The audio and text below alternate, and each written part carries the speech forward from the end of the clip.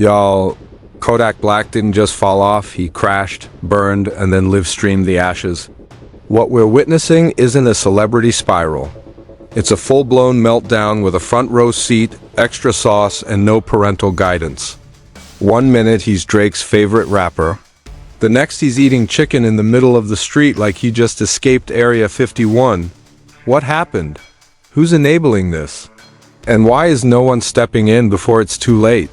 Is this really just addiction, or is there something darker going on? Because when Kanye West is the one making the most sense in the room, you know we've officially entered Twilight Zone. Hip-hop edition. From violent outbursts to hallucinations on live streams to rappers low-key staging interventions on IG. Kodak isn't just spiraling, he's being watched, recorded, and ignored all at once. And baby, it ain't just fans who are concerned. Rappers, lawyers, label execs, and even federal agents are circling him like he's the last blunt at a 3 a.m. after-party. This ain't just Kodak losing control. This is Kodak losing his life, and the whole industry is watching. Buckle up. This story is way messier than it looks. Let's be crystal clear about something. Kodak Black ain't just going through it. This ain't no phase. This ain't no quirky rapper moment. This is a man unraveling before our very eyes, and somehow, we've all been tricked into watching it like it's a comedy special. Now, if you've been living under a rock, or just got out of jail yourself, Kodak Black, government name Bill K. Capri, used to be one of the most exciting voices in rap. Emphasis on used to be. Now, he's the walking embodiment of a glitch in the system, showing up to live streams sweating bullets, mumbling like he's summoning ghosts, and popping up at NFL games looking like he wandered out of a horror movie. And don't get it twisted, this isn't new.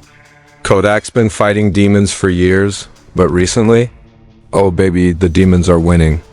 There was a time when he had the entire industry rooting for him despite his criminal record, court cases, and wild outbursts, because let's be honest, hip-hop loves a redemption arc. We wanted him to be the next Gucci Mane. Instead, he's turning into the Florida version of a cautionary tale. Let's rewind.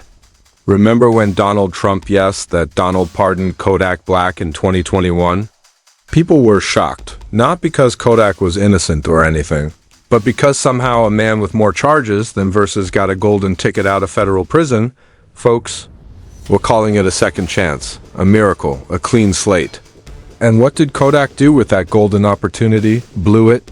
On live stream, repeatedly. The man's been caught on camera more times than TMZ has interns. From swatting invisible flies with Kai Cenat to eating chicken in the street like a stray gremlin, the content just gets darker and weirder. And it's not just fans noticing. No. The rap community is on edge, watching one of their own spiral into oblivion. And baby, they are talking. Enter Boosie Badis, the unofficial pastor of troubled rappers. He got on video practically begging Kodak to get help, talking like a man who's seen too many caskets and regrets. Boosie wasn't throwing shade, he was throwing lifelines. You don't look healthy, he said. From one father to another, you gotta do better. And when Boosie is the sober one in the conversation, chilly, that's when you know you're in too deep. But Boosie wasn't alone. Kanye West popped up looking like the hip-hop Batman, saying he was flying to Atlanta personally to rescue Kodak. Let me say that again.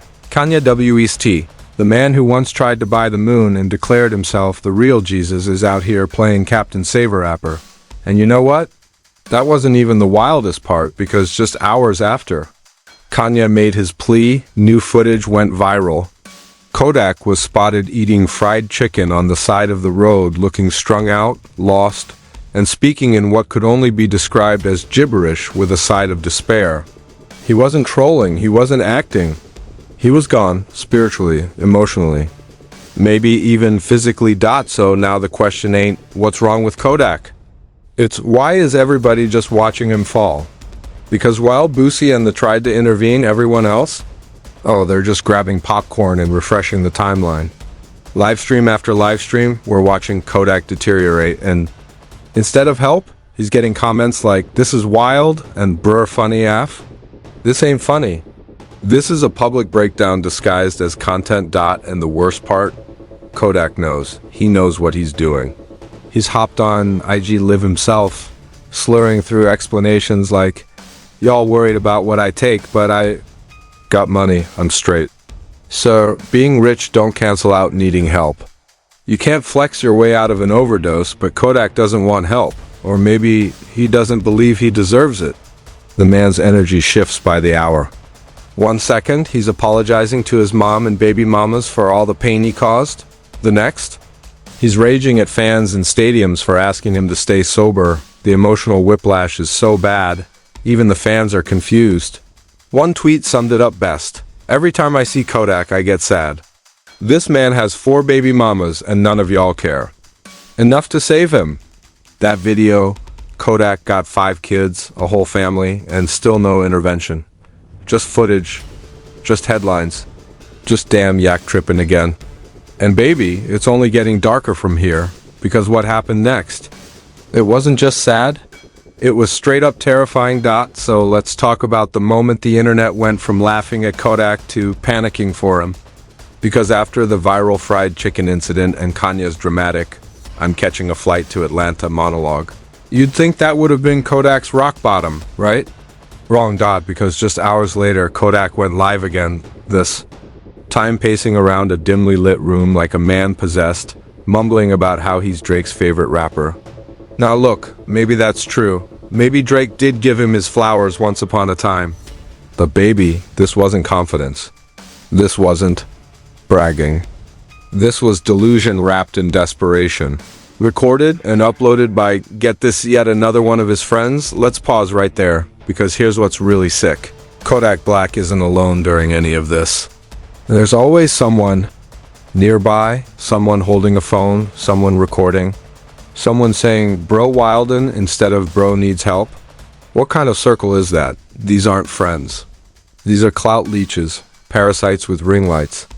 Kodak could be dangling off the side of a bridge and someone in his crew would yell, "Go live, bro, this finna hit 1 million views."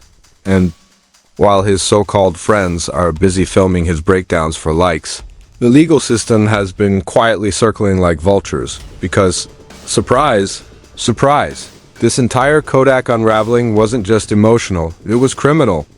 Flashback to February 28, 2023. Kodak appears in court after violating the terms of his pretrial release. He failed a random drug test.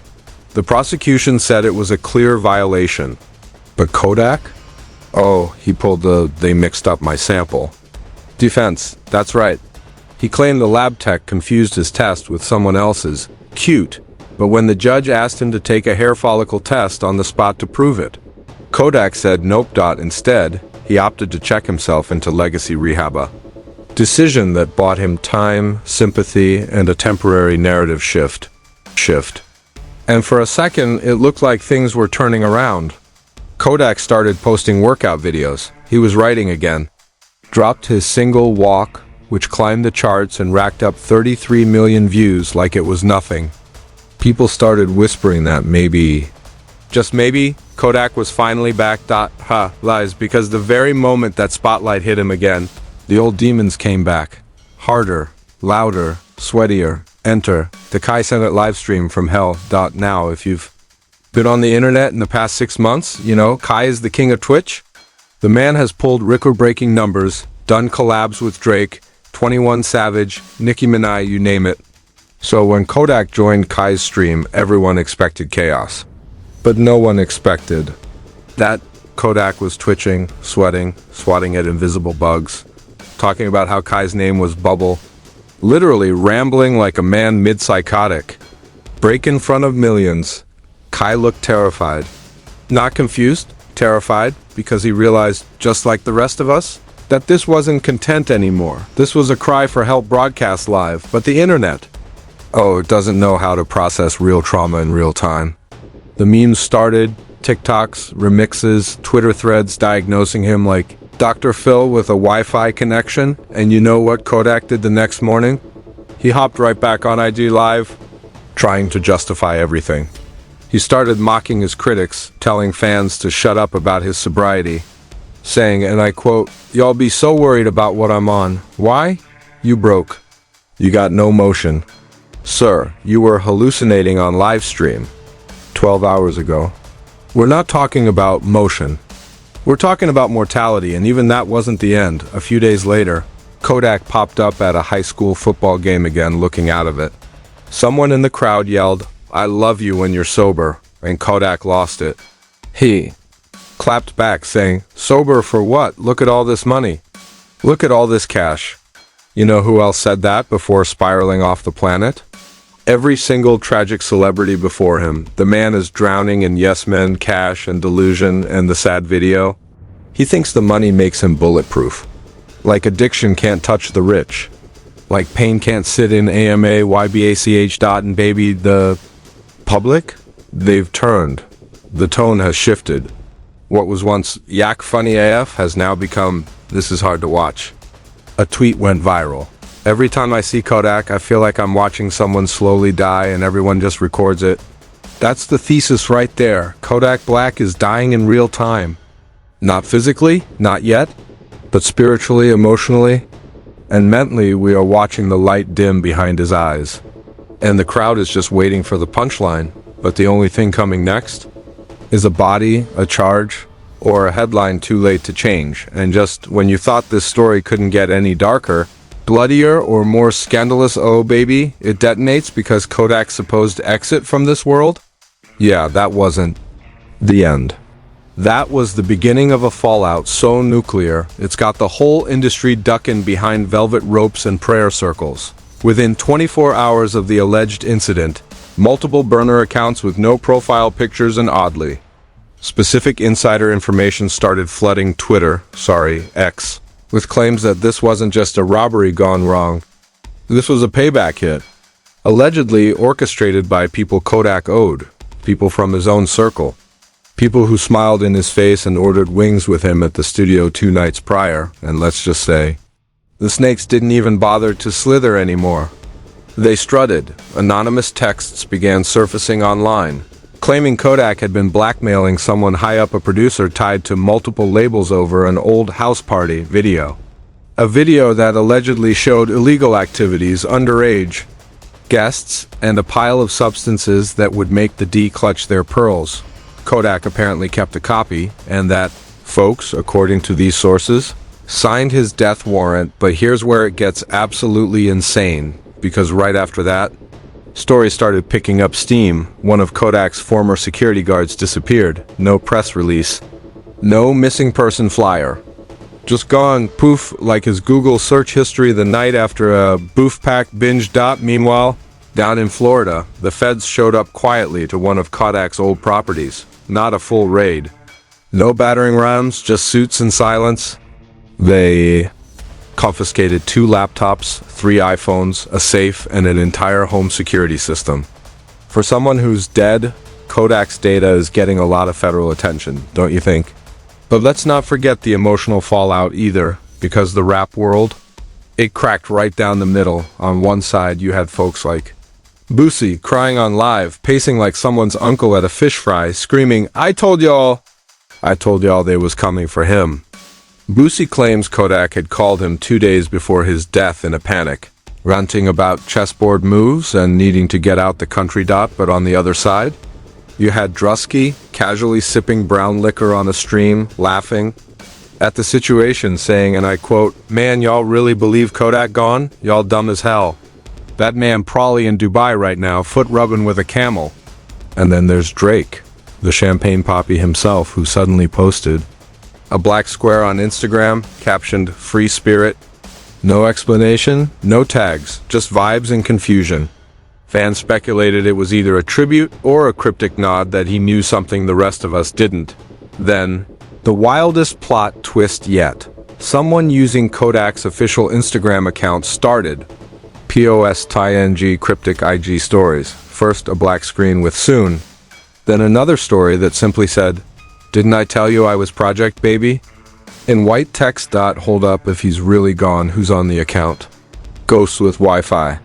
And what about that last unreleased track that somehow leaked the same night as the IG posts? A dark, low-mixed freestyle where someone who sounds exactly like Kodak raps. They thought I was food. Now, I'm feeding they moms, I'm not in the casket, I'm inside they palms. Excuse me? Now, either someone's got incredible AI or Well, y'all already know what I'm thinking, but even outside the industry, this saga is triggering ripple effects. The state of Florida is reportedly launching an internal probe into how local authorities handled the initial reports of his disappearance. One retired Miami detective who goes by the alias OG Chuck told a podcaster, "This has all the markings of a cover-up. I've seen real mob ops with more transparency." Meanwhile, fans have started holding candlelight vigils in cities where Kodak never even performed. From Detroit to Paris, they're lighting candles, playing Super Gremlin, and holding signs that say, "They cloned him too late." But here's the real kicker. Streaming numbers are skyrocketing. Kodak's music has gone up 478% since the announcement. YouTube comments are flooded with messages like, "Rip, but he tried to warn us and he faked his death, I know it." His team?